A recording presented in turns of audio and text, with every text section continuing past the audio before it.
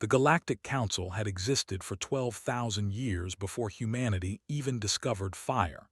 They had watched species rise and fall across the stars. They had made alliances and broken them. They had fought wars that lasted centuries. But in all their long history, they had never made a mistake as terrible as the one they made with humanity. When human ships first appeared at the edge of known space, the Council saw them as children, small, weak, primitive. Their ships were slow compared to the great vessels of the elder races. Their weapons were simple, their population was tiny. The Empire, the strongest member of the Council, laughed when they saw the human ambassadors. These soft creatures from a small blue world wanted to join the galactic community. They wanted peace. They wanted to trade. They wanted friendship.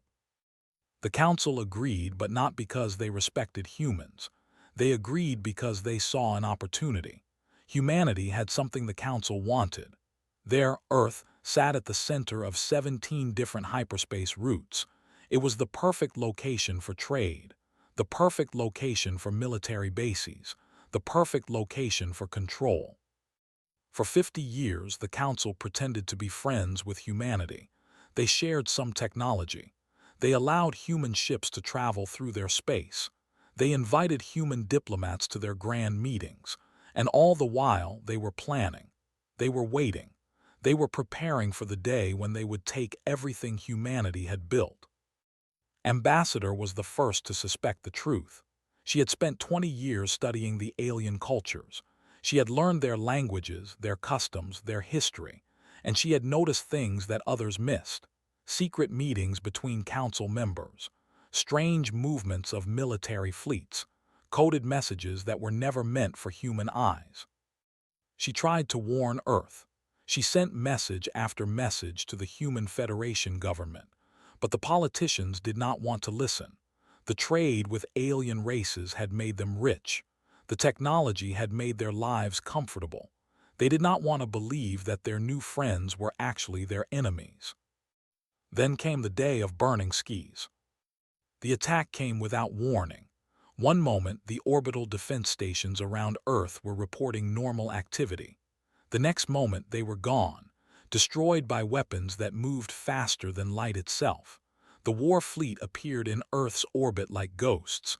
3,000 ships, each one larger than anything humanity had ever built. The bombardment lasted for 6 hours. Cities burned. Mountains crumbled, oceans boiled. 2 billion people died before the sun set on that terrible day. The aliens did not want to conquer Earth. They wanted to destroy it. They wanted to teach the galaxy a lesson. This is what happens to species that grow too fast. This is what happens to those who might one day challenge the Council's power. But the Council made a mistake. They did not finish the job. They left survivors. They left who had escaped on a diplomatic ship just hours before the attack. They left Admiral James, who had been commanding a patrol fleet in the outer colonies. They left Dr. Sarah, who had been developing new weapons in a secret research station. They left millions of humans scattered across 100 colony worlds. And they left something else. They left humanity's anger. In the days after the attack, the survivors gathered. They met in secret. They planned in silence. They built in the shadows. The Council thought humanity was finished. They thought the remaining humans would scatter and fade away. They thought wrong. Admiral took command of what remained of the human military.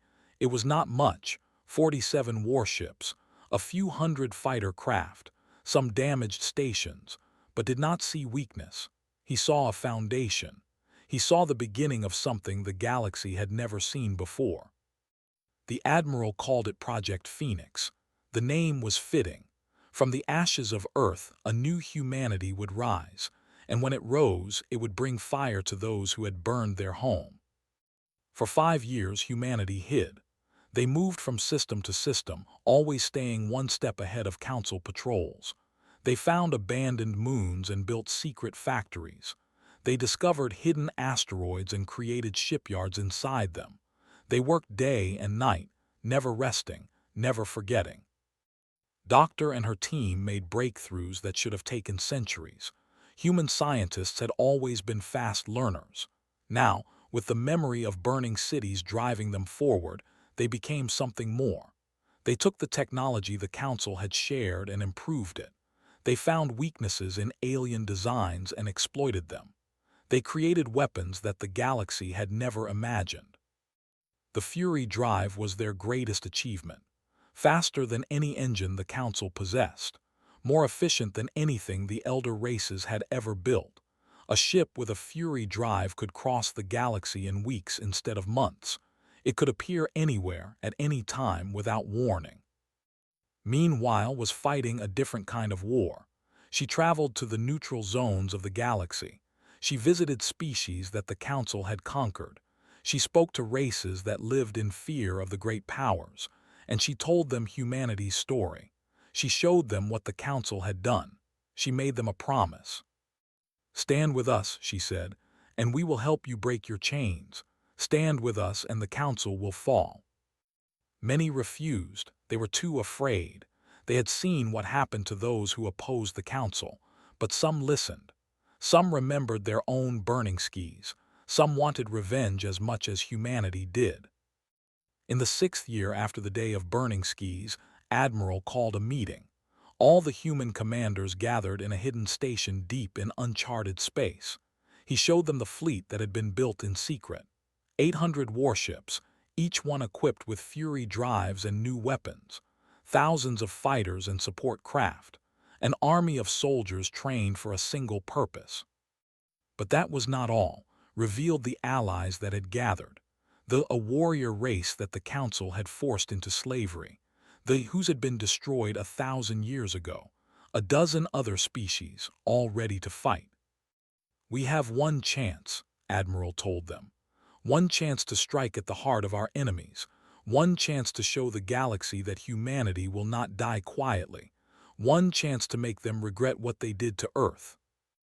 The plan was simple in concept but impossible in execution. Or at least, it should have been impossible. The Council held their annual gathering on a station called the Eternal Throne. It was the most protected place in the known galaxy. 1,000 warships guarded it at all times. Defensive systems that could destroy entire fleets surrounded it. No enemy had ever come within 100 light years of it. The human fleet would attack the Eternal Throne. The journey took 3 days. 3 days of silence. 3 days of waiting. 3 days of remembering loved ones lost in the fire. When the fleet dropped out of hyperspace, they found exactly what intelligence had predicted. 1,000 Council warships, arranged in perfect defensive formations. The mighty Eternal Throne floating at the center, glowing with stolen light. The Council commanders saw the human fleet appear and laughed. They called it suicide.